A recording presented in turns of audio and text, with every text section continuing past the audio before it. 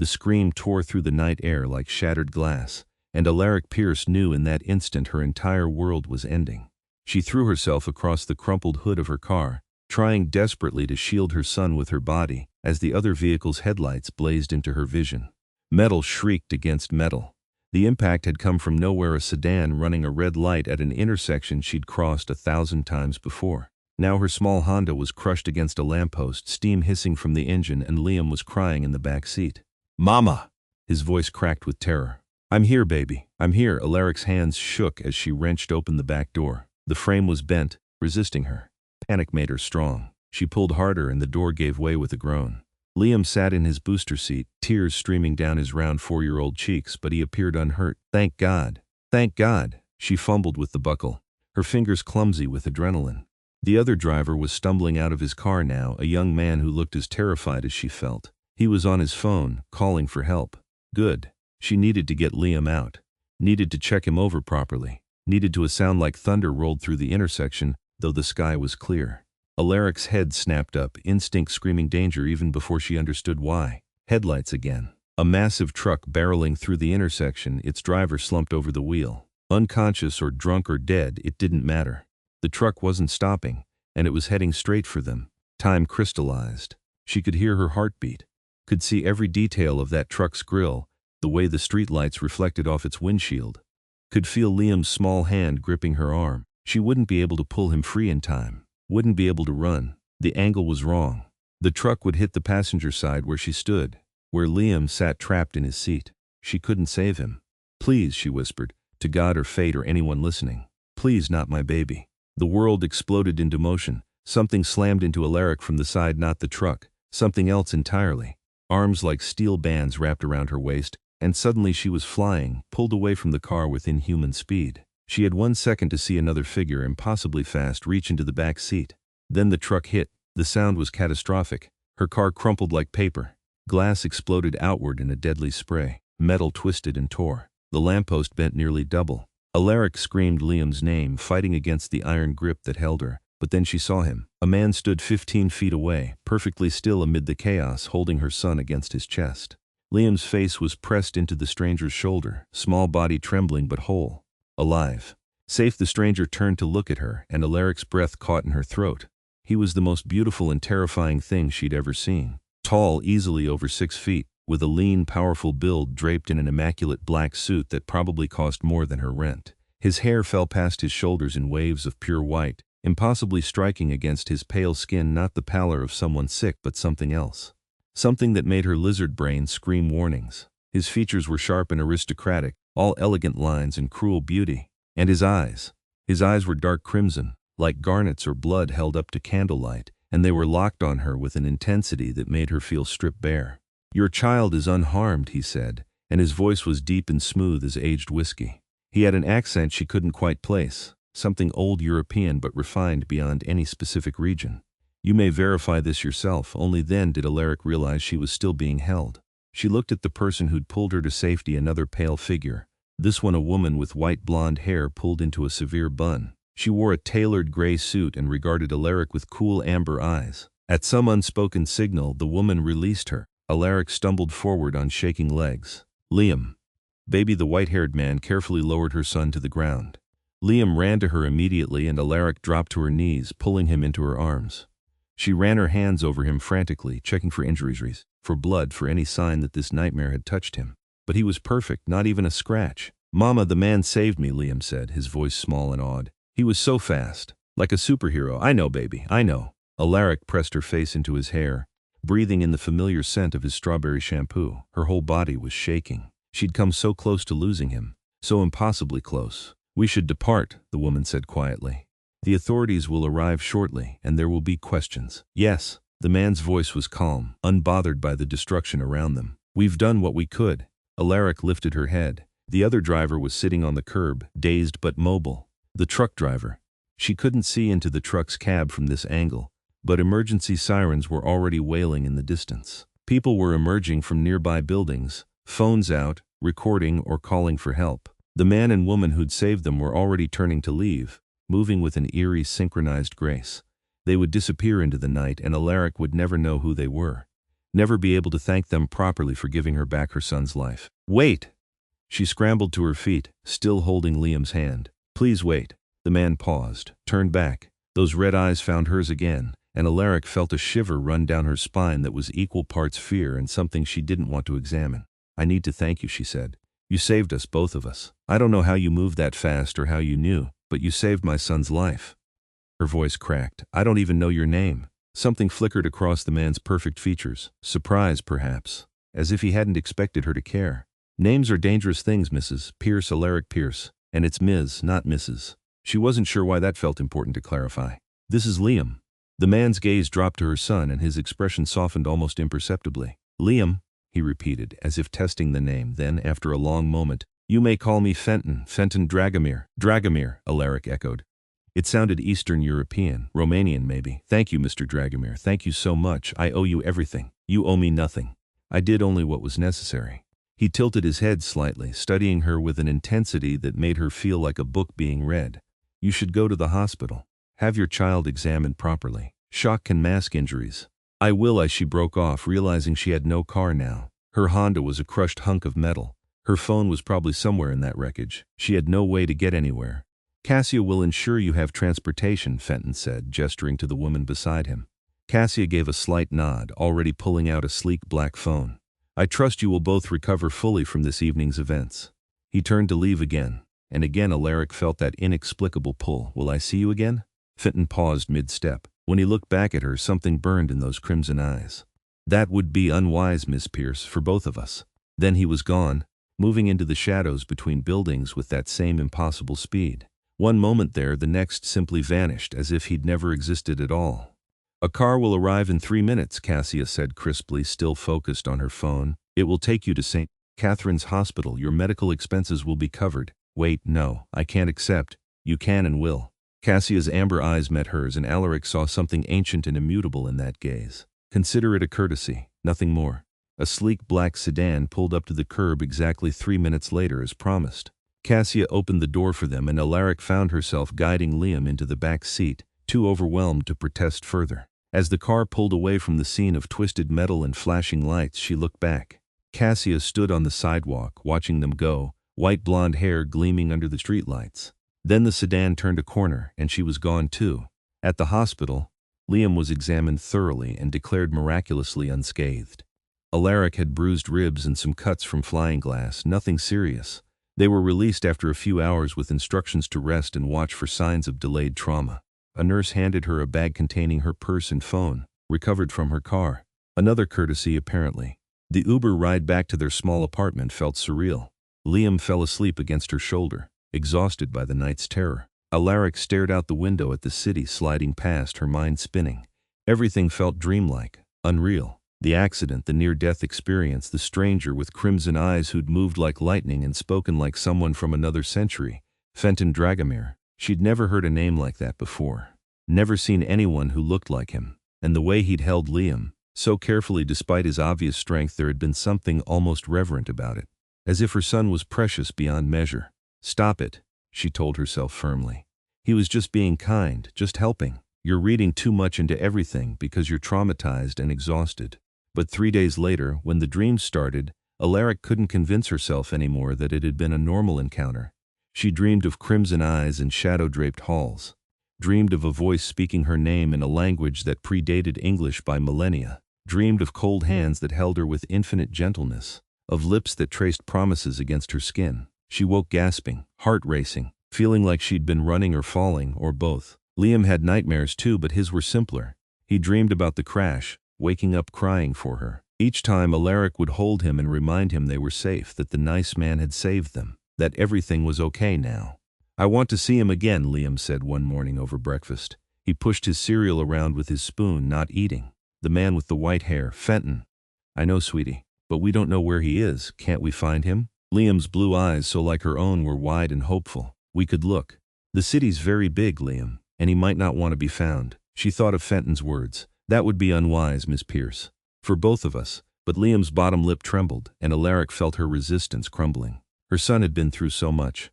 If trying to find their mysterious rescuer would give him some closure, some sense of control after feeling so helpless. I'll try, she promised. But I can't guarantee anything. She started with Google, feeling foolish but determined. Fenton Dragomir brought up nothing useful, a few genealogy sites with similar names. Nothing that matched a white-haired man in his apparent 30s with eyes like garnets. She tried variations, tried adding the city name. Nothing. Then she tried a different approach. She searched for the name Dragomir itself, and that yielded more results. It was indeed Romanian and not uncommon. But one result caught her eye. An old article from a historical society about prominent families in Eastern Europe. The Dragomir line was mentioned as one of the oldest noble families, with roots stretching back to medieval times. Known for their reclusiveness and wealth, known for rarely appearing in public, known for rumors of unusual longevity among family members. Alaric frowned at her laptop screen. That was strange. She clicked deeper, following links down a rabbit hole of obscure historical records and archived newspapers. The Dragomir family appeared in documents spanning centuries, always wealthy, always powerful, always keeping to themselves. Photos were rare, but she found a few. A black and white image from 1923 showed a man in formal dress at some European gala. White hair, aristocratic features, eyes that looked dark in the photograph but might have been any color. Could be Fenton, could be an ancestor. Another photo from 1887. A painting reproduction, actually. Same white hair, same proud, sharp features. Alaric's hands had gone cold. She was being ridiculous. Lots of families had similar genetic traits, strong features that passed down through generations. It didn't mean, "Mama, can we go to the park?" Liam appeared at her elbow, already pulling on her arm. She closed the laptop quickly, feeling like she'd been caught researching something forbidden. "Sure, baby, let me get my shoes." The park was 6 blocks away, a small green space with playground equipment and a duck pond. Liam ran ahead to the swings while Alaric followed more slowly. Her mind still churning, she was imagining things, making connections that weren't there. Trauma did that to people, made them see patterns in chaos, but those eyes, those impossible crimson eyes. Miss Pierce.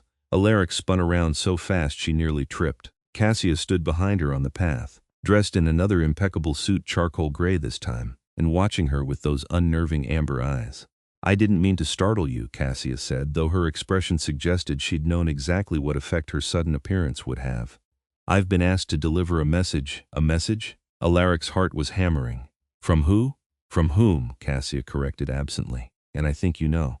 "Fenton." It had to be Fenton. Alaric glanced toward the playground, checking that Liam was still visible and safe. He was swinging happily, oblivious to the strange woman who'd appeared from nowhere. "What's the message?" "Stop looking." Cassia's voice was flat, matter-of-fact. "Stop searching for information about my employer. For your own safety, Miss Pierce, some doors should remain closed." A chill ran through Alaric despite the warm afternoon sun. I didn't mean to." "You found the old records, the photographs." It wasn't a question. Cassia stepped closer and Alaric caught a faint scent like winter frost and old stone. "You're asking yourself questions that have dangerous answers. Questions that will put you and your son at risk if you pursue them further." "Is that a threat?" Alaric heard her voice go sharp with protective anger. She might be confused and frightened, but no one threatened her child, not even mysterious women who appeared out of thin air. Something like respect flickered in Cassia's expression. "No, it's a warning. There are things in this world, Miss Pierce, that exist in the spaces between what humans see and what they allow themselves to believe. You glimpsed one of those things 3 nights ago. Be grateful your son is alive and let it end there." "What is he?" The question burst out before Alaric could stop it. "What is Fenton Dragomir?" Cassia regarded her for a long moment. Then very quietly, "He is a king who saved your child when he had no obligation to do so. He is someone who values honor and life, despite what his nature might suggest to those who know the truth. And he is someone who specifically ordered me to ensure you stop investigating, because he does not wish to see you harmed by knowledge you're not ready to possess." A king. What did that mean? King of what? But Cassia was already walking away, moving with that same liquid grace Fenton had displayed. "Take care of your son, Miss Pierce, and please stop looking." Alaric stood frozen on the path, mind reeling. When she finally turned back toward the playground, Liam was still swinging, still safe. Still the center of her entire universe. She should listen to Cassia's warning. Should drop this whole thing and focus on recovering, on rebuilding their life after the accident. Should be grateful they were alive and leave well enough alone. But that night, she dreamed again, crimson eyes and whispered promises, a voice calling her name. And when she woke, she knew with absolute certainty that this wasn't over. Whatever had started the night Fenton Dragomir saved her son's life, it was only beginning. The insurance money came through faster than she'd expected. enough to replace her totaled Honda with a slightly used sedan. The medical bills vanished as promised, paid by some anonymous benefactor through the hospital. Alaric tried to feel settled, tried to return to normal. She went back to her job as a legal secretary at a small downtown firm. Liam returned to preschool. They fell back into routine. But Alaric couldn't shake the feeling of being watched. It was subtle at first. A sense of eyes on her back when she walked to her car after work. A glimpse of white in her peripheral vision that vanished when she turned. Nothing concrete. Nothing she could point to and say, see, there, proof. Just an intuition that she was no longer moving through the world unobserved. 2 weeks after the accident, everything changed. She was working late, finishing up a filing project that her boss needed first thing Monday morning. The office was empty except for her, everyone else having fled at 5 o'clock sharp for their weekends. Liam was at her mother's house for a sleepover, giving Alaric rare time to catch up. She'd ordered takeout and was methodically working through the stack of documents when the lights went out, not just her office. The entire floor plunged into darkness. Emergency lights kicked in, after a few seconds, casting everything in sickly yellow. Alaric's first thought was a circuit breaker issue, but then she heard footsteps in the hallway. Slow, deliberate, too heavy to be the security guard on his normal rounds. Her phone was in her purse under her desk. She reached for it slowly, quietly, not wanting to draw attention. The footsteps were getting closer. Her fingers closed around the phone. She started to dial 911. The door to her office slammed open, and a man filled the doorway, not Fenton. This man was broader, rougher, with dark hair and eyes that gleamed with something feral in the emergency lighting. He smiled, and Alaric saw his teeth were too sharp. Wrong. Alaric Pierce, he said, and his voice had a growl underneath it. You've made some very interesting friends. She lunged for the letter opener on her desk, a pathetic weapon, but the only thing within reach. The man laughed and crossed the room in a blur, grabbing her wrist before the opener's point could even turn toward him. His grip was crushing. Alaric cried out in pain. Where is he? The man demanded. Where's the Vampire King hiding these days? Vampire King, the words hit her like a physical blow. Suddenly Cassia's warnings made horrible, impossible sense. The pale skin, the white hair, the crimson eyes, the impossible speed and strength, the old photographs spanning centuries, the rumors of unusual longevity. Vampire. Fenton was a vampire. And this man was what, another vampire? Something else? I don't know what you're talking about, Alaric gasped, trying to pull her wrist free. I don't know where anyone is, liar. The man yanked her forward and she stumbled against his chest. His other hand came up to grip her throat, not choking but threatening. He saved you. That means he's been watching you. That means he'll come when you're in danger. His smile widened. You're bait, little human. And I'm going to make you scream until he shows up to play hero again. Terror flooded her system, sharp and chemical. She tried to knee him, tried to fight, but he was inhumanly strong. His hand tightened on her throat. Black spots danced in her vision. Then the window exploded inward. Glass rained into the office as a figure crashed through from 12 stories up, landing in a crouch that should have shattered bone but barely made him pause. Fenton rose to his full height, and Alaric had never seen anything as terrifying or magnificent as the rage on his face.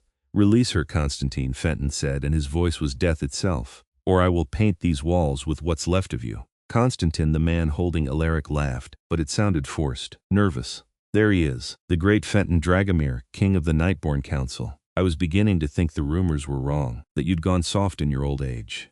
You have 3 seconds.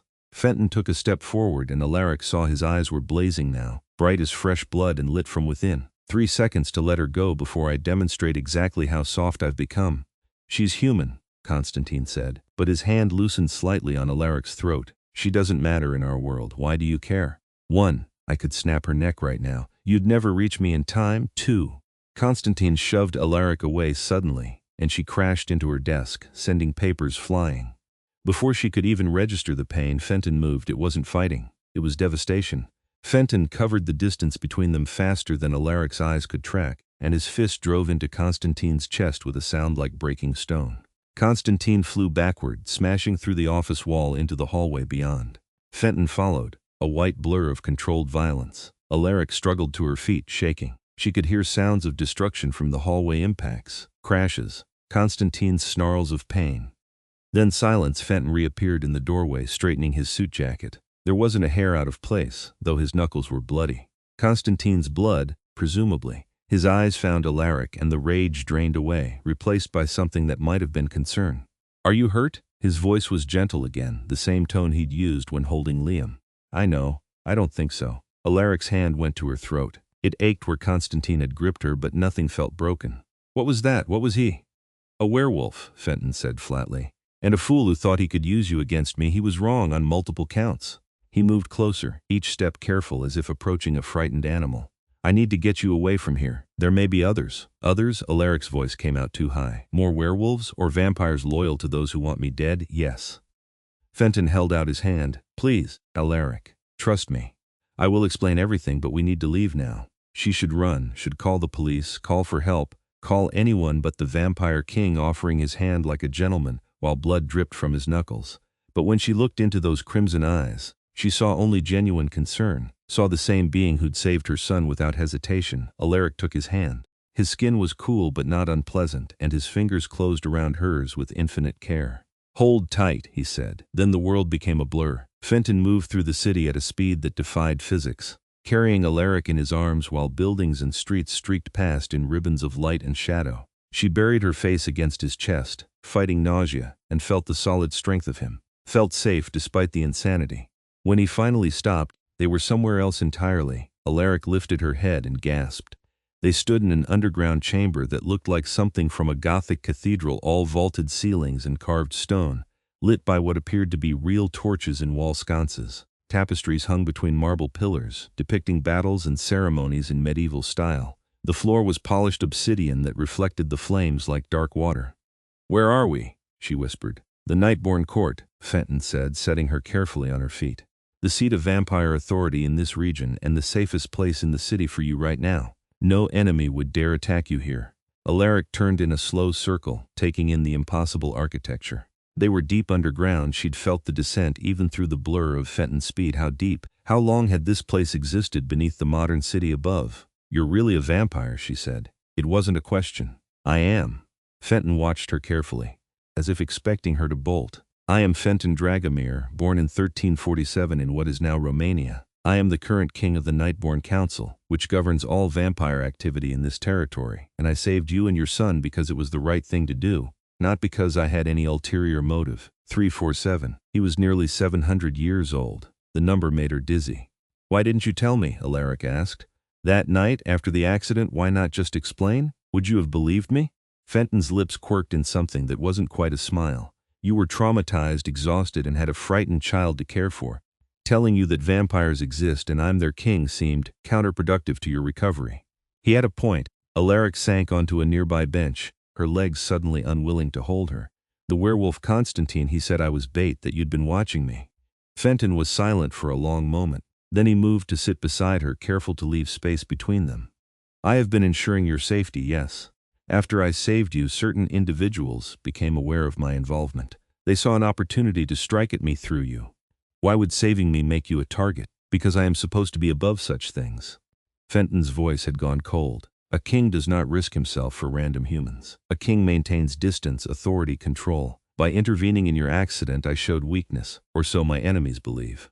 Alaric turned to look at him. He sat perfectly still, profile sharp as cut stone in the flickering torchlight. Beautiful and terrible and impossibly old. You don't think it was weakness? I think, Fenton said slowly, that any being who can witness suffering and choose not to act when they have the power to prevent it is not strong. They are simply cruel. His eyes met hers. I have been called many things in my 7 centuries, Alaric Pierce. Cruel is not typically one of them. Her name on his lips sent an odd shiver through her. What happens now? Do I just go back to my life and pretend I don't know about all this? That would be safest for you, Fenton agreed. I would station guards invisible but present to ensure no one else attempts to use you as leverage against me. You and Liam would be protected, and eventually, when the current political tensions settle, you would be free to forget this world exists. But I am not certain my enemies will let it end that simply. Fenton stood, pacing to one of the tapestries and staring up at it. The image showed a white-haired figure in armor, standing over fallen enemies. Him, Alaric realized. A younger version from centuries ago. You've become a symbol. Proof that I am not as detached as a king should be. They will keep coming for you, keep trying to exploit what they perceive as my weakness. Horror curled in Alaric's stomach. So what are you saying? That I'm in danger for the rest of my life because you saved us? No. Fenton turned back to her, and something fierce burned in his expression. I'm saying that I will not allow anyone to harm you or your son. Ever. Whatever I must do to ensure that, I will do it. The intensity in his voice made her breath catch. This was a king speaking, someone accustomed to being obeyed, to shaping the world to his will through centuries of accumulated power, and he was promising to protect her. Why? The question came out barely audible. Why do you care so much? You don't even know me. Fenton crossed back to her, and this time he knelt before the bench so they were eye level. Up close, she could see details she'd missed before: the way his white hair held hints of silver in certain light, the faint lines at the corners of his eyes that suggested he'd once been human, once aged before immortality froze him. He was perhaps 30 in appearance, mature but not old, with the kind of masculine beauty that would have been striking in any era. I don't know, he said quietly. I have lived 700 years, Alaric. I have seen empires rise and fall. I have walked through history and remained untouched by most of it. And then one night, I heard a mother scream her child's name, and something in that sound. He paused, seeming to search for words. It reminded me that I was human once, that I cared once. And when I held your son, when I saw his small face and felt how fragile he was, I remembered what it meant to protect something precious. Tears pricked Alaric's eyes. She thought of Liam, safe at her mother's house, oblivious to all of this. He keeps asking about you. He wants to see you again. He calls you the superhero who saved him. Pain flashed across Fenton's face. He should forget me. Should, but he won't. Alaric took a breath, making a decision that was probably insane. And neither will I. You say we're in danger because your enemies see us as leverage. Fine, then the solution isn't to hide and hope they lose interest. It's to make it clear that we're under your protection, that attacking us means facing you directly. Fenton stared at her. You're suggesting you stay close to me. Publicly align yourself with the Nightborn court. I'm suggesting that if I'm going to be a symbol anyway, I might as well be a symbol of your strength instead of your weakness.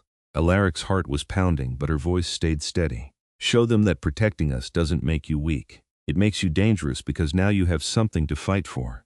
Slowly, Fenton smiled. It was a real smile this time, not the careful diplomatic expression she'd seen before. It transformed his face, making him look younger, almost human. You are braver than you know, Alaric Pierce. I'm a single mother who works 60 hours a week to keep a roof over our heads, she said dryly. Brave is kind of a requirement. Fenton laughed, an actual laugh, rich and genuine. The sound echoed off the stone walls. Very well, if you're certain, I will make the necessary arrangements. You and Liam will be moved to secure quarters. You'll have guards, resources, anything you need. And I will ensure every vampire, werewolf, and other supernatural creature in this city knows that you are under my direct protection. Other supernatural creatures, Alaric echoed faintly. This conversation is far from over, Fenton said, rising to his feet. He offered his hand again. But first, we should collect your son. I imagine your mother will be concerned if you're too much later picking him up. Alaric checked her phone, miraculously unbroken and blanched. It was past 10 o'clock. She'd told her mom she'd be there by 9. There were already 3 missed calls. I'll explain on the way, Fenton said. Come, and Alaric? Yes, thank you for trusting me with this. She took his hand and let him pull her to her feet, and tried to ignore the way her pulse jumped at the contact. This was about safety, about protecting Liam, nothing more. But when Fenton smiled at her again, crimson eyes warm in the torchlight, Alaric wondered if she was lying to herself. The next few days passed in a whirlwind of impossible changes. Fenton arranged everything with the kind of efficiency that came from centuries of practice. Alaric's lease was bought out, her possessions moved by a crew of polite, unnaturally strong individuals who she suspected were vampires. She and Liam were installed in a penthouse apartment in one of the city's most exclusive buildings, a building that, Fenton explained, was owned by the Nightborn court and served as housing for important human allies. You have allies? Alaric had asked, watching the movers carry in her second-hand couch into a living room with floor-to-ceiling windows and a view that probably cost more than she made in a year. Of course. Humans who know our secret and help maintain it. Lawyers, doctors, politicians. People we trust, who trust us in return. Fenton had been standing by the windows, backlit by city lights. It was past midnight. Vampires and sunlight didn't mix, he'd explained, though he could survive brief exposure with significant pain. You're not the first human to learn about us, Alaric. You're simply the first in a very long time who's become this. Personally important to me. That statement had hung in the air between them, loaded with implications neither of them seemed ready to examine. Liam adjusted to the move with the resilience of a 4-year-old. The new apartment was bigger and had better toys. Fenton had seen to that, and he loved the view. What he loved most, though, was when Fenton visited. The Vampire King came every evening after sunset, checking on their safety and bringing Liam small gifts: a carved wooden horse, a storybook in pristine condition that turned out to be a first edition from 1889. A toy soldier that Fenton casually mentioned had belonged to him as a human child kept all these centuries. Alaric watched them together and felt something warm and complicated bloom in her chest. Fenton was careful with Liam, gentle in a way that seemed at odds with his dangerous nature. He listened to her son's endless chatter about preschool and cartoons with genuine interest.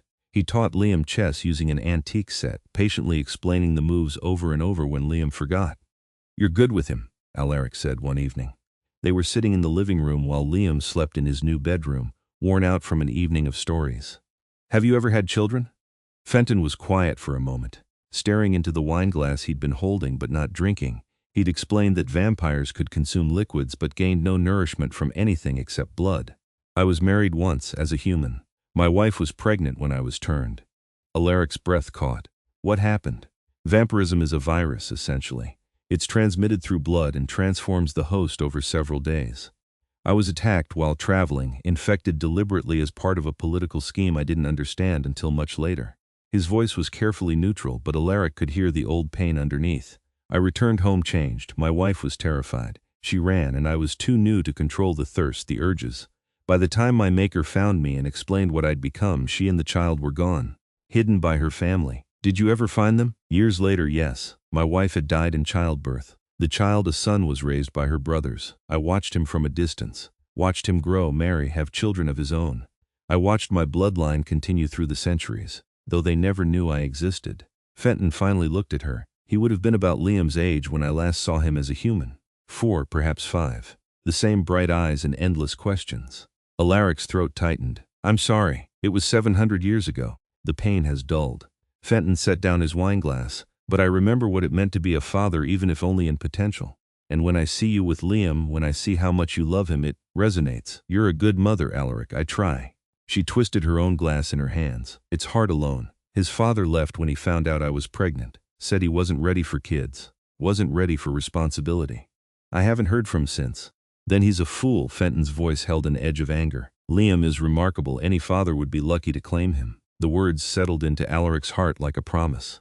She looked at this vampire king, this ancient being who'd seen centuries rise and fall, and saw genuine affection in his expression when he spoke of her son, saw care and respect when he looked at her, saw something that might be longing. "Fenton," she began, not sure what she wanted to say. A sharp knock on the door interrupted her. Fenton was on his feet instantly, positioned between Alaric and the entrance. "Stay behind me. It's my apartment, it's my building, and no one should be visiting at this hour." His eyes had gone bright again, that eerie inner light that appeared when he was ready for violence. The knock came again, followed by a familiar voice. "My lord, it's Cassia. I have news." Fenton relaxed fractionally but didn't move from his protective stance until he'd opened the door and confirmed it was indeed his assistant. Cassia entered, nodded politely to Alaric, and focused on her king. "There's been a development," she said without preamble. "Victor Thorne has called a formal council meeting. He's challenging your judgment in this matter." "Of course he is." Fenton's jaw tightened. "When?" "Tomorrow night. All council members will attend." Cassia's amber eyes flicked to Alaric. "He's going to argue that protecting Miss Pierce and her son violates the laws of detachment. That you're letting personal feelings interfere with your responsibilities as king." "My personal feelings are my own business," Fenton said coldly. "Not when you're king, my lord. You know that." Cassia's voice was gentle but firm. "The council has the right to question your decisions, especially when those decisions affect our exposure risk. A werewolf attack on a human in her workplace makes headlines. Police are investigating. There are questions." Alaric stood, wrapping her arms around herself. "This is my fault. I'm causing problems for you." "No." Fenton turned to her and his expression softened. "Victor has wanted my position for decades. He would have found some excuse to challenge me eventually. You're merely the catalyst, not the cause. What happens if he wins this challenge?" "He won't," Fenton said with absolute certainty. But Cassia looked less sure. "My lord, the council is divided. Many support you, but many also believe Victor has a point. A king must be impartial, above human concerns. Then perhaps we need a new understanding of what a king should be." Fenton moved back to Alaric, and to her surprise he took her hand. "I will not apologize for protecting innocent lives. I will not pretend that 7 centuries have made me inhuman enough to watch a child die when I have the power to prevent it. If the council cannot accept that, then they can choose another king." Alaric stared at him. "You'd give up being king? For us?" I would give up far more than a title for what's right. His thumb brushed over her knuckles, a gesture so tender it made her ache. You and Liam are not weaknesses to be ashamed of. You're proof that I still have humanity worth preserving, and I will not let Victor or anyone else convince me otherwise. Cassia sighed.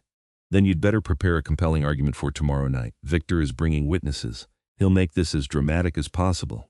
Let him try. Fenton released Alaric's hand, though he seemed reluctant to do so. I've faced down worse than ambitious councilmen. I'll handle Victor. After Cassia left, Alaric turned to Fenton. You shouldn't risk your position for us. If being king is important, what's important, Fenton interrupted, is that I can look at my reflection and still recognize the man I was. Titles come and go, honor lasts. He reached out, tucking a strand of hair behind her ear in a gesture that felt achingly intimate. I made you a promise, Alaric. I will protect you and Liam. That doesn't change regardless of what happens tomorrow. She wanted to argue further, but the look in his eyes stopped her. Instead, she found herself asking, Can I come to the council meeting? Fenton blinked. You want to attend? If this is about me, I should be there. I should have a voice in what happens. It could be dangerous. Council meetings can become volatile. I trust you to keep me safe. And she realized as she said it that it was absolutely true. Despite everything, the vampires and werewolves and underground courts, she trusted Fenton Dragomir completely. His expression transformed. The careful control he usually maintained cracked, and Alaric saw raw emotion underneath. Gratitude and wonder, and something that looked almost like devotion. Very well, he said softly. If you're certain, you may attend. But you stay close to me at all times. Deal. The Nightborn Council convened in a chamber even more impressive than the main courtroom. This space was circular, with tiered seating carved from black marble rising toward a domed ceiling painted with constellations. 13 thrones sat at ground level, arranged in a semicircle. 12 were filled with vampires, 6 men, 6 women, all with the distinctive pale skin and otherworldly beauty of their kind. The 13th throne, slightly larger and more ornate, was where Fenton sat. Alaric stood beside his throne, feeling desperately out of place in her borrowed dress, a simple black sheath that Cassia had provided.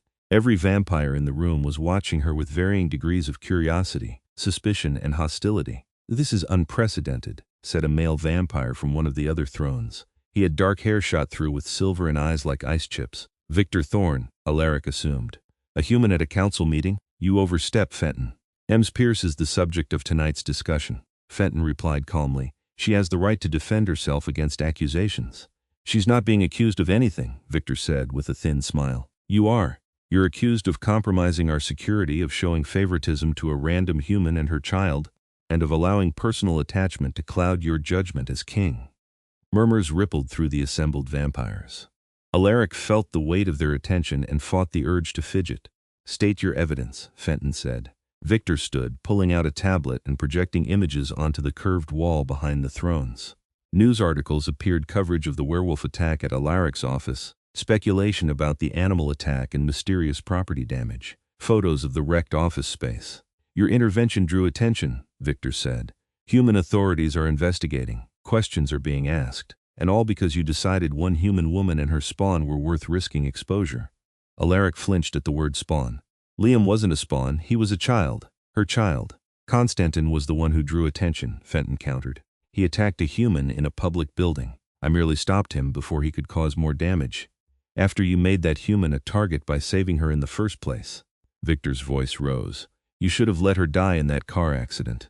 One human life is not worth compromising centuries of secrecy. The casual cruelty of it hit Alaric like a fist. Let her die, let Liam die, as if they were nothing, less than nothing. That is where we differ, Victor. Fenton's voice was soft but lethal. You see humans as cattle, resources to be managed. I see them as what we all once were. What we should never forget we were. Sentiment, Victor spat. You're going soft in your old age, Dragomir. A king cannot afford sentiment. A king cannot afford to be a monster, Fenton shot back. He stood now, tall and commanding, every inch the ruler he was. Yes, I saved Alaric and her son. I would do it again without hesitation. That doesn't make me weak. It makes me different from you. It makes you a liability. Victor turned to address the other council members. How many times has he risked exposure now? How many times has he put our entire community at risk for his human pets? If we allow this to continue, he'll destroy everything we've built. I've risked nothing, Fenton said coldly. Every situation has been contained, every threat neutralized. The humans remain ignorant of our existence, and Alaric and Liam are under protection that ensures they pose no danger to us. For now. another councilwoman said. She had auburn hair and looked younger than most, perhaps 20 in appearance. But what happens when the human inevitably betrays you? When she gets scared or greedy or simply wants to return to her normal life? She knows too much. I won't betray him. The words were out of Alaric's mouth before she could think better of them. Every vampire eye swiveled to her. She swallowed hard but continued, I understand what's at stake. I understand that Fenton saved my life and my son's life when he didn't have to. I would never repay that by exposing your community. Pretty words, Victor said with a sneer. But humans lie, it's in your nature. And vampires kill, Alaric shot back, anger overriding fear. Is that your nature? Should we assume every vampire is a monster because some of you are? Shocked silence filled the chamber. Victor's face darkened with fury. You dare, she dares because she's right. Fenton moved to stand beside Alaric, a subtle but clear gesture of unity. Not all humans are trustworthy, but not all vampires are honorable. Each individual must be judged on their own merits. Alaric has proven herself worthy of trust. She's protected our secret even when doing so put her at risk. She deserves the same respect we give any ally. She's not an ally, Victor said.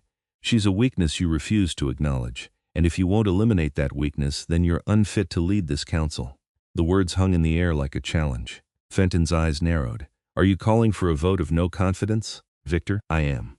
Victor's smile was sharp. Unless you're willing to do what's necessary, prove your loyalty to this council over your attachment to the human. End her. Horror flooded through Alaric. End her. He meant kill her. Kill her to prove Fenton wasn't compromised.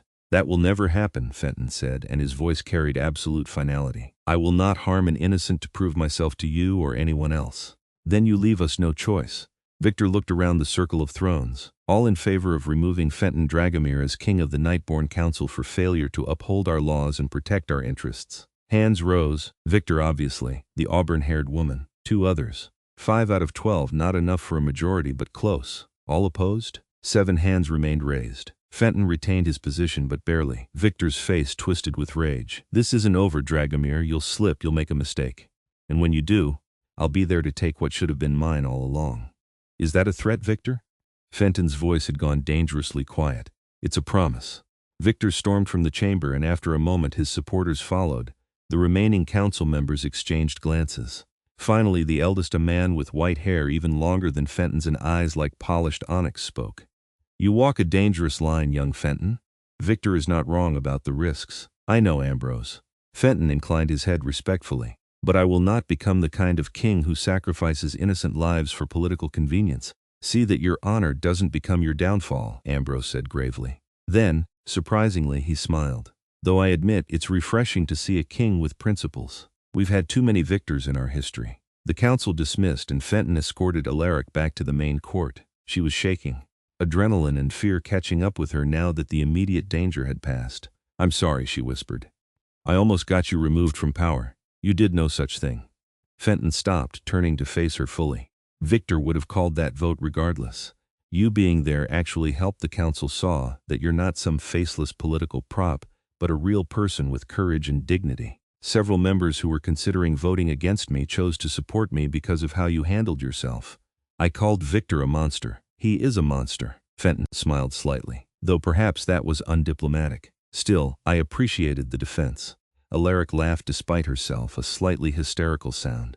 This is insane. A week ago my biggest problem was affording Liam's preschool tuition. Now I'm in the middle of vampire politics and people are voting on whether you should kill me. No one is going to kill you, Fenton said fiercely. He reached out, cupping her face in his cool hands. I swear on everything I am, Alaric, I will keep you safe, both of you. She looked up at him, at those crimson eyes that had once frightened her and now made her feel safer than she'd ever felt in her life. Why? Why does it matter so much to you? Because, Fenton hesitated, seeming to struggle with words, because when I look at you, I remember what it means to want to protect something not out of duty but out of feeling. Because your son reminds me of the child I never got to raise. Because you're brave and kind and you've carved out a life for yourself through sheer determination, and I admire that more than I can express. He paused, and because somewhere between saving you and watching you fight Victor in front of the entire council, I began to care for you in a way I haven't cared for anyone in centuries. Alaric's breath caught. Fenton, you don't have to say anything, he said quickly. I know this is complicated. I know I'm not human, that there are 1,000 reasons this doesn't make sense. I needed you to know the truth. She should step back. should put distance between them and think rationally about the impossibility of what he was suggesting. He was a vampire, she was human. He'd lived 700 years while she'd barely lived 30. They came from different worlds. But when she looked at him, all she could think about was how gentle he was with Liam. How he'd risked everything to save them. How he'd stood before the council and refused to back down, refused to sacrifice her even when it would have been politically expedient. "I care about you too," she whispered. "I don't know how it happened so fast, but I do. And it terrifies me." Fenton's expression transformed hope and wonder chasing across his features. "It terrifies me as well," he admitted. "I have not felt this vulnerable in lifetimes." They stood there in the torchlit chamber, human and vampire, both scared and hopeful, and teetering on the edge of something that could either save them or destroy them both. Then Fenton leaned down, and Alaric rose on her toes to meet him, and their lips brushed together in a kiss that felt like coming home. It was careful at first, questioning. Fenton's mouth was cool against hers but not unpleasant, and he kissed her with a tenderness that made her heart ache. When they finally pulled apart, both were breathing hard. Well, she was. Vampires didn't need to breathe, she'd learned, though they often did out of habit. "I want to try," Alaric said. Whatever this is. I want to see if it can work." "It won't be easy," Fenton warned. "My world is dangerous. My enemies will use you against me." "I know. But I think maybe you're worth the risk." He smiled then, genuine and bright, and kissed her again. This time it was deeper, more confident, and Alaric felt herself melting into him. His arms came around her, holding her close, and she felt cherished in a way she'd never experienced before. They probably would have stayed like that much longer. But a small voice from the chamber entrance interrupted them. "Mama?" Alaric jerked back, spinning around. Liam stood in the doorway, clutching his stuffed rabbit and looking sleepy and confused. Cassia stood behind him, looking apologetic. "I'm so sorry, my lord," Cassia said. "He woke up and wanted his mother. I thought it better to bring him than to let him become distressed." "Of course!" Fenton immediately shifted gears, moving to kneel before Liam. "Hello, small one. Did you have a bad dream?" "I wanted Mama," Liam said, rubbing his eyes. Then he seemed to register where they were. His eyes went wide, taking in the torches and stone and ancient tapestries. "Whoa, is this a castle?" "Something like that," Fenton said with amusement. "Do you like it?" "It's cool." Liam's fear forgotten, he moved closer to Fenton. "Are you a prince?" "You look like a prince from my storybooks." "I'm something similar. A king, actually." Liam's eyes went even wider. "A real king? Do you have a crown?" "I do, though I rarely wear it. It's quite heavy. Can I see it?" Fenton glanced at Alaric, who nodded with a smile. He stood, offering his hand to Liam. "Come, I'll show you." They moved deeper into the court, toward a side chamber Alaric hadn't noticed before. Inside was what appeared to be a treasury shelves lined with ancient artifacts, books, jewelry. Fenton retrieved a crown from a glass case and carefully placed it on Liam's head. It was too large, of course, and far too heavy for a 4-year-old. But Liam's face lit up with joy. "I'm a king, you certainly look like one," Fenton said solemnly. Alaric watched them together, her heart swelling. Liam adored Fenton, that was obvious, and Fenton seemed to feel the same way, treating her son with a patience and care that spoke of genuine affection. Liam yawned suddenly, exhaustion catching up with him. Fenton carefully removed the crown and lifted the boy into his arms. "I think it's time for kings to go back to bed, but I'm not sleepy," Liam protested, even as his eyes drooped. "Even kings need rest," Fenton said gently. He carried Liam out of the treasury, and Alaric followed. By the time they reached the penthouse apartment, Liam was fully asleep against Fenton's shoulder. They tucked him into bed together, moving quietly through the darkened room. When they emerged, closing the door softly behind them, they were alone again. "He's wonderful," Fenton said. "You've raised him beautifully. I've tried." Alaric leaned against the wall, suddenly exhausted herself. The adrenaline from the council meeting had faded, leaving her wrung out. "He's the best thing I've ever done, Alaric." Fenton moved closer. "What I said before, I meant it, all of it. But I need you to understand what you're agreeing to if we pursue this. My life is dangerous, my enemies are ruthless. And I'm not human, there will be challenges we can't predict, I know." She reached up, touching his face. His skin was cool under her palm, but she could feel the strength in him, the power. "But I also know that you're the most honorable person I've ever met. Human or vampire, that matters more than anything else." "I cannot give you children," Fenton said quietly. "Vampires are sterile, for lack of a better word. If you wanted more, I have Liam. That's enough for me." Alaric smiled. "Though if you're worried about being a father figure, I think you're doing pretty well already." Fenton pulled her close, resting his forehead against hers. "I will spend every day proving myself worthy of you both. I swear it." "You already have," she whispered. They stayed like that for a long moment, wrapped in each other, finding peace in the midst of all the chaos surrounding them. Finally, Fenton pulled back reluctantly. "I should go, let you rest." But he didn't move away. "Stay," Alaric said impulsively. Just stay, keep watch or whatever. I'll sleep better knowing you're here." His smile was soft, "As you wish." The next weeks fell into a new rhythm. Fenton visited every evening, spending time with both Alaric and Liam. They had dinners together. Alaric and Liam ate while Fenton sat with them, sometimes sipping wine for appearance's sake. They watched movies, with Liam curled between them on the couch, delighted to have both his mother and his favorite prince with him. Fenton taught Liam more chess, taught him bits of history from someone who'd actually lived through it, told him sanitized stories of knights and castles from his youth in medieval Europe, and when Liam was asleep, Fenton and Alaric would talk about everything and nothing, about his centuries of existence, the wonders and horrors he'd witnessed, about her struggles as a single mother, her dreams for Liam's future. They learned each other slowly, carefully, building something genuine between them. They kissed sometimes, sweet and careful explorations that made Alaric's pulse race. Fenton was always controlled, always aware of his strength and his nature.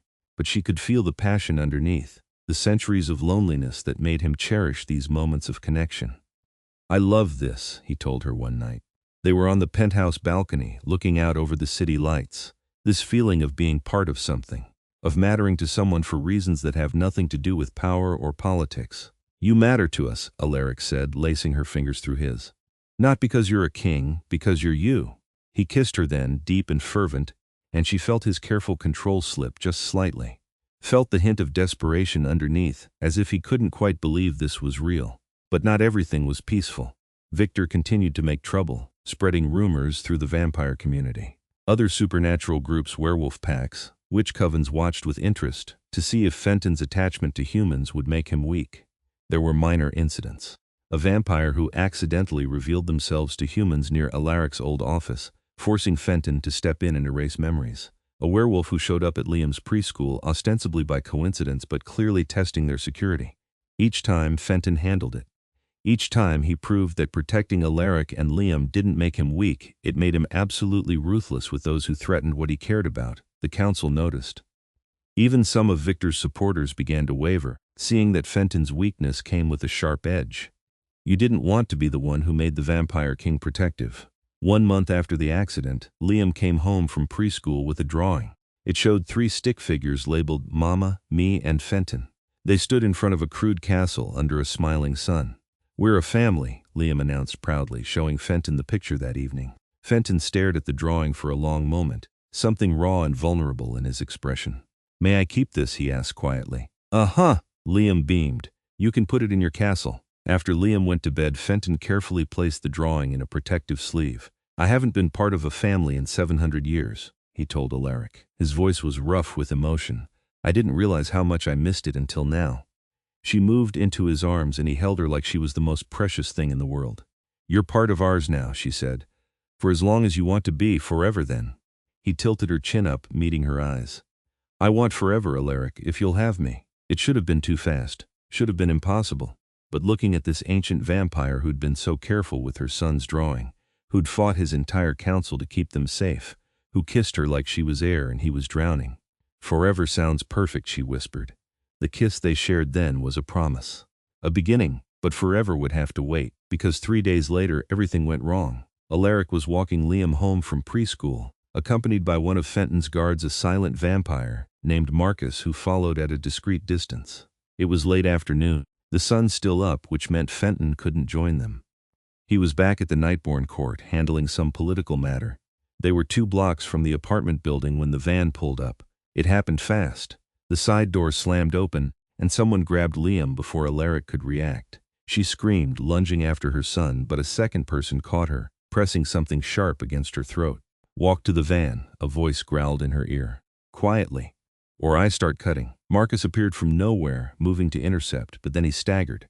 Someone had shot him with something, not a bullet, but a dart loaded with what must have been some kind of supernatural sedative. He collapsed, twitching. "Liam!" Alaric tried to fight, but the knife pressed harder. She felt it break skin. Now, she had no choice. They shoved her inside, slamming the door.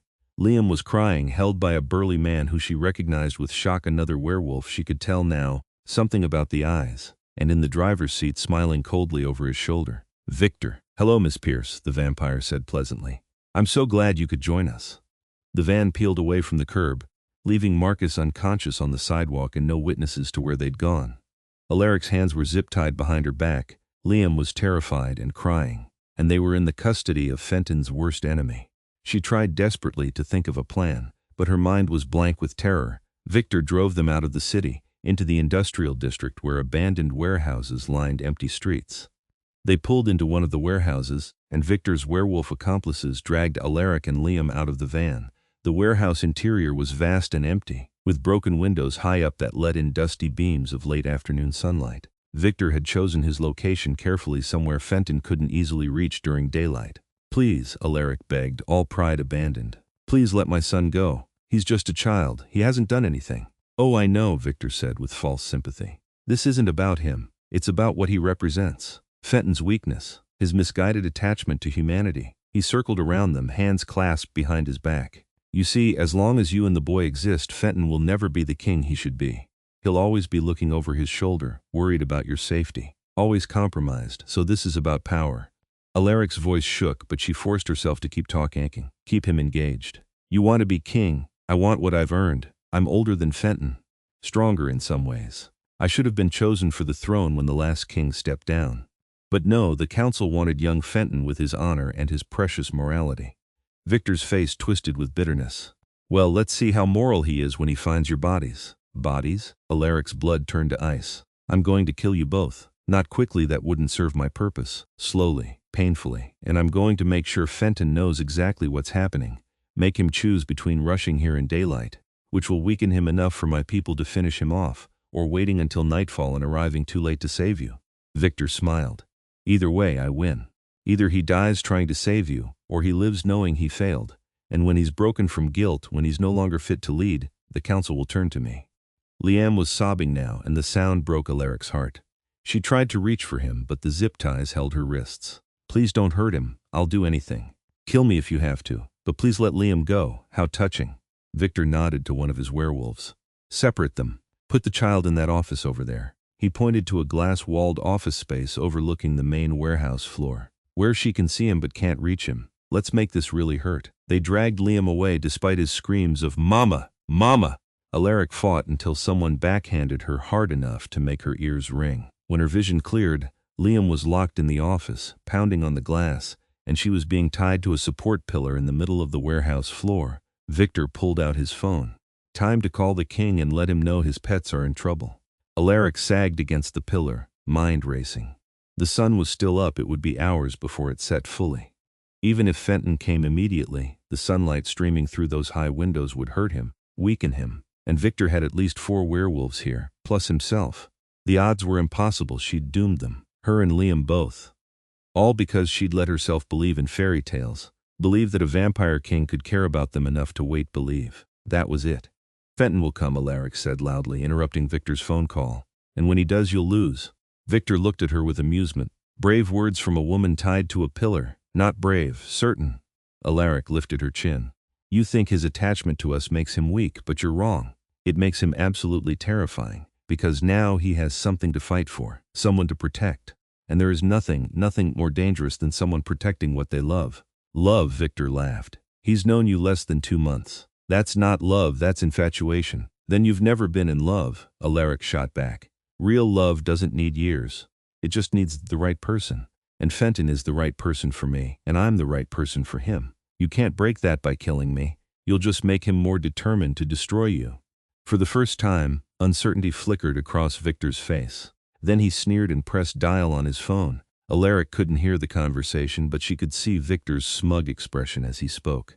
After a moment, he walked over to her, phone extended. He wants to talk to you, to hear your voice, to know you're still alive. She couldn't take the phone with her hands tied, so Victor held it to her ear. Alaric. Fenton's voice was strained. Are you hurt? I'm okay, but Liam, Fenton, they have Liam. He's so scared. Her voice broke. I know. I'm coming, the sun. I don't care about the sun. I'm coming, and I'm going to end Victor for touching you both. I need you to be brave a little longer. Can you do that? Despite everything, Alaric felt a surge of hope. Yes, I believe in you. I love you. The words were fierce, urgent. I should have said it before. I love you, Alaric Pierce, and I will save you, both of you, I swear it on my existence. Before she could respond, Victor yanked the phone away. Touching, he said into the phone. You have 2 hours until sunset, Dragomir. Probably 90 minutes before they're both dead. Tick-tock. He hung up, turned to Alaric with a cruel smile. Now we wait, and while we wait, he pulled out a knife. Let's make sure you're bleeding when he arrives. The smell of your blood will drive him mad, make him reckless.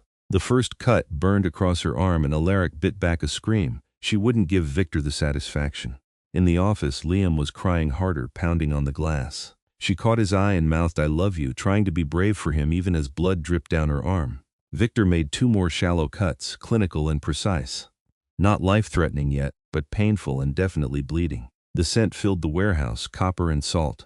Perfect, Victor said with satisfaction. Now The warehouse door exploded inward. Fenton stood in the entrance, backlit by late afternoon sun, and he looked like an avenging angel. His skin was already reddening where the light touched him, steam rising from his exposed hands and face, but he didn't slow down.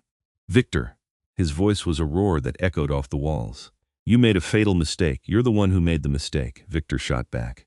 Coming here in daylight. The sun will kill you before you reach them. Then I'll die saving them, but you'll die first. Fenton moved, and even weakened by sunlight, he was still impossibly fast. He covered the distance to the nearest werewolf in a blink, and his hand punched through the man's chest before anyone could react.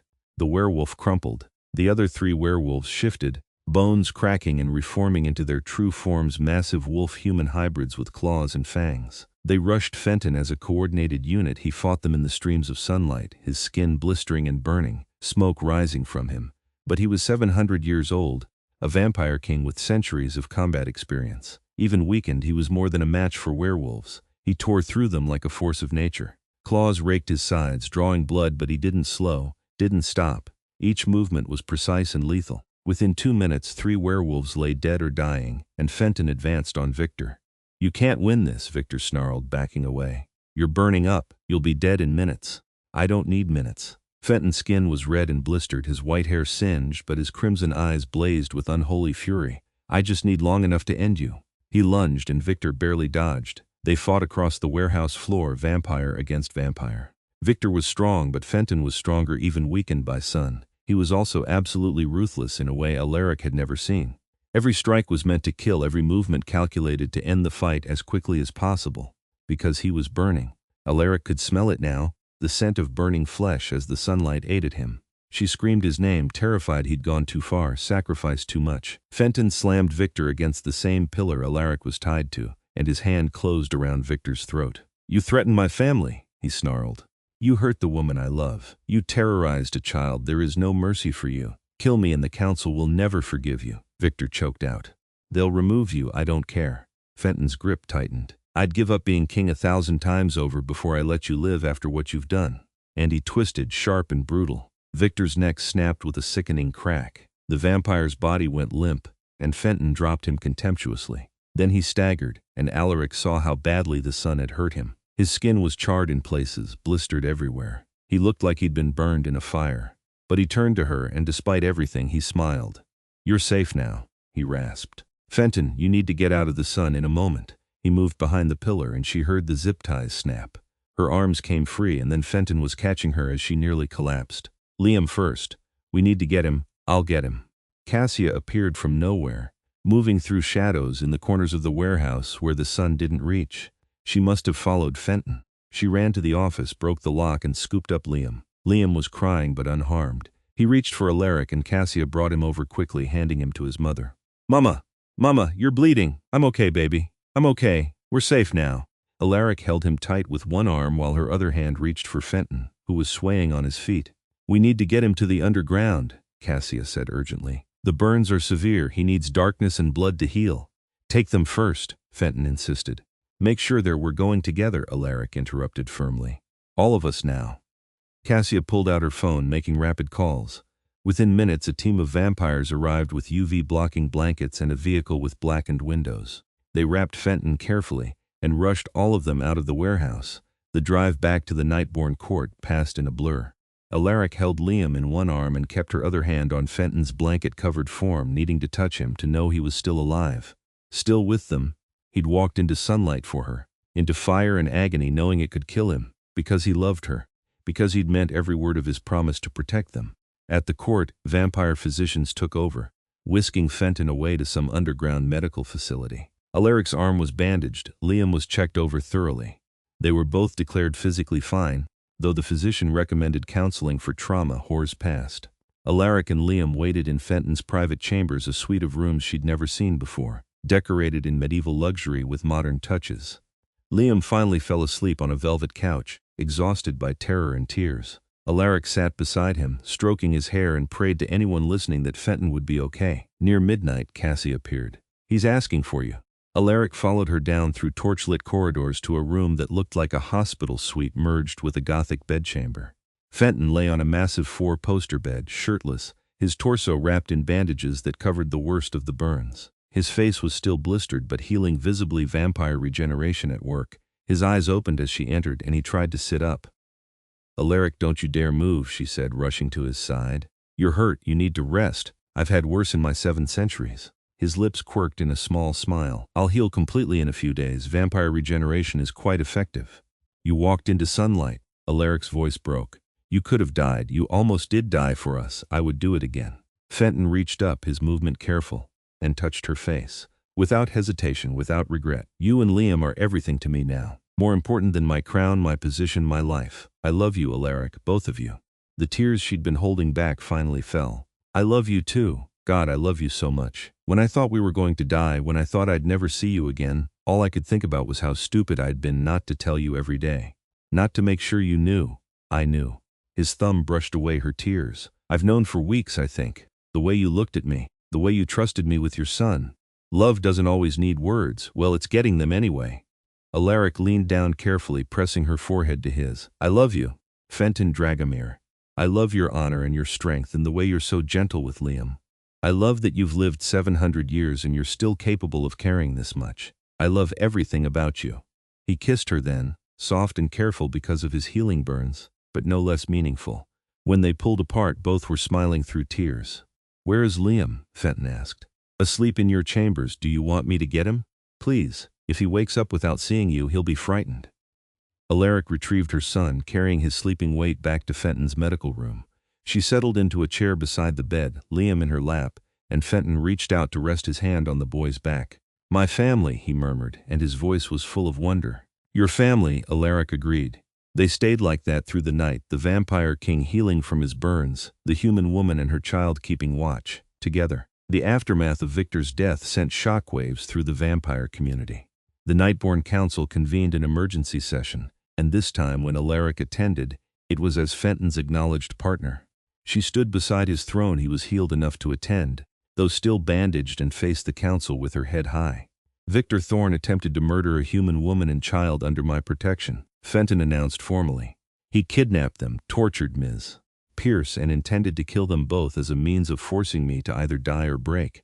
His actions violated every law of our people regarding the treatment of protected humans and the conduct of council members. I executed him for these crimes, as is my right as king." "You executed a council member," Ambrose said gravely. But there was no accusation in his tone. "That is a serious action. His crimes were serious. Any of you who wish to challenge my decision may do so now." Fenton's voice rang with authority. "Any who believe Victor's actions were justified are welcome to face me in single combat." Silence. Even Victor's former supporters looked away. "I thought not." Fenton surveyed the council. "Let this be clear to all present. Alaric Pierce and her son Liam are under my personal protection. They are not political tools. They are not weaknesses to exploit. They are my family, and I will destroy anyone who threatens them. Am I understood? You claim a human as family?" One of the councilwomen asked, though she sounded curious rather than accusatory. "What does that mean exactly?" Fenton looked at Alaric, and she nodded. They'd discussed this before the meeting. "It means I intend to bond with her, once she's ready, to make her my official consort, and eventually my wife by vampire law." Shocked murmurs rippled through the council. Vampires rarely married in the formal sense. They had bonds, deep connections that were recognized as eternal partnerships. For a king to claim a human this way was unprecedented in recent history. "And the child?" Ambrose asked. "Liam will be recognized as my ward and heir, with all the rights and protections that entails." "You cannot turn him," another councilman pointed out. "He's far too young. The transformation would kill him." "I have no intention of turning him without his consent as an adult," Fenton said firmly. But he will grow up knowing our world, protected by our laws, and when he's old enough to choose, he may make his own decision about his future." "This is highly irregular," Ambrose said. But he was smiling slightly. "Then again, you've always been irregular, Fenton. Very well.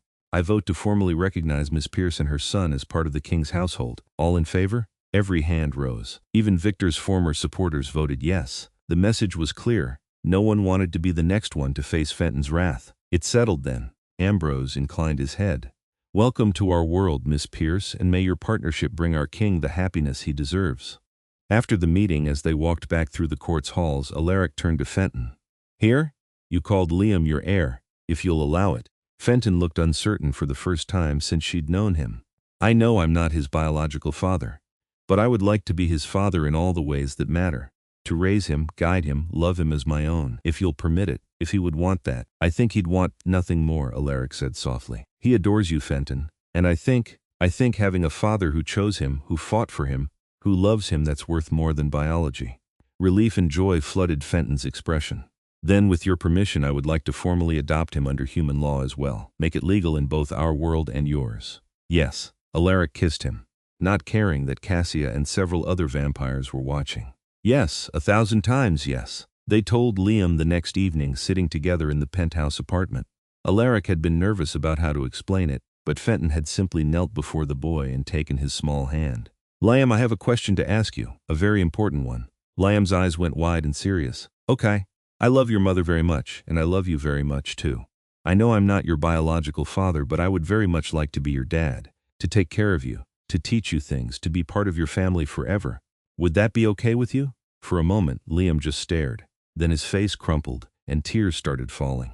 Alaric started to intervene, thinking he was upset, but then Liam launched himself at Fenton, wrapping his small arms around the vampire's neck. "Yes," he sobbed. "Yes, I want you to be my dad. I wanted it for so long, but I didn't know how to ask. Please be my dad." Fenton's arms came around him, holding him close, and when he looked up at Alaric, his eyes were wet too. Vampires could cry, she'd learned. They just rarely had reason to. "Then it's settled," Fenton said, his voice thick with emotion. "I'm your dad now. Is that all right?" Liam pulled back just enough to look at him. Then, very deliberately, he took Fenton's hand and whispered, "You're my dad now." And just like that, they became a family. The months that followed were the happiest of Alaric's life. She quit her job at the law firm. Fenton insisted she didn't need to work, though she ended up volunteering at a legal aid clinic because sitting idle made her restless. Liam thrived, growing confident and happy with 2 parents who adored him. Fenton proved to be an incredible father. Patient, kind, full of stories and lessons from his long life. He taught Liam to read before he started kindergarten, taught him chess and history and languages. But he also played trucks and watched cartoons, and did all the normal dad things with enthusiasm that suggested he'd been waiting centuries for this chance. They moved into Fenton's actual home, a historic mansion on the city's outskirts that had been in vampire hands for generations. It had been updated with modern amenities, while maintaining its Gothic beauty. Liam loved exploring the vast rooms and the grounds, loved having his own tower bedroom that made him feel like a prince. Alaric loved waking up in Fenton's bed wrapped in his arms, loved the quiet evenings after Liam was asleep, when they would sit together and talk or read or simply exist in each other's space. Loved watching him be domestic and ridiculous, dancing with her in the kitchen while dinner cooked or having tea parties with Liam and his stuffed animals. She loved all of it. Loved him more than she'd ever thought possible. 6 months after Victor's death, Fenton proposed. It was simple and perfect, just the 3 of them in the mansion's garden under the stars, with Liam presenting the ring because he'd insisted on being part of it. "Mama, Fenton wants to ask you something," Liam announced solemnly, holding out the velvet box. Inside was a ring that was clearly antique, with a blood-red ruby surrounded by diamonds. "It was my mother's," Fenton said quietly, taking it from the box. "From 700 years ago. The only thing I have left from my human life. I've carried it all this time, never thinking I'd have reason to give it to anyone." And now, he knelt before her, ignoring Liam's excited bouncing. "Alaric Pierce, you've given me back my humanity. You've reminded me what it means to love, to hope, to be part of something greater than myself. Will you marry me? Will you let me love you for whatever forever we can have?" "Yes," Alaric said through happy tears. "Yes, absolutely yes." The ring fit perfectly, as if it had been waiting centuries for her finger. Liam cheered and threw himself at both of them, and they fell into the grass in a tangle of laughter and love and joy. They were married in a small ceremony at the mansion 3 months later. The Nightborn Council attended, as did Alaric's mother and a few close human friends who were given carefully vetted knowledge of the supernatural world. It was a blend of vampire tradition and human custom, old and new, darkness and light. Alaric wore white. Fenton wore the formal garb of vampire royalty from his human era, looking like he'd stepped out of a medieval painting.